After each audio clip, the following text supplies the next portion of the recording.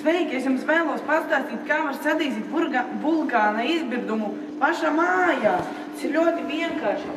Ir jāpaņem parastais galda ētiķis 9%. Ielējam to iekšā, labu dozu. Ielējām, labi.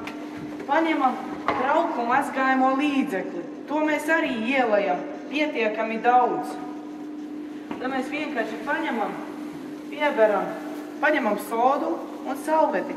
Visu saberam akurāti iekšā, lai sanāk tāda bumba. Un to mēs vienkārši paņemam, iemetam iekšā. Un visu sakratām. Un visu akurāti sakratām. Kad sajautas skābes ar sārmiem veidojas jaunas vielas. Tas, kā šajos sajaukumos, piemēram, etiķu un sodas maisījumā, rodas gāze. Zemestrīce!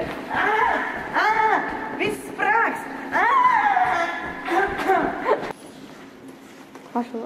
Ja etiķi sajauc ar sodu, rodas gāze, ko sauc par oglekļa dioksīdu. Tas etiķi veido burbuļus. Gāzes burbuļi reaģē ar mazgāšanas līdzekli un rodas putas. Reakcija ir tik aktīva, ka putas plūst ārā pa vulkāna muti.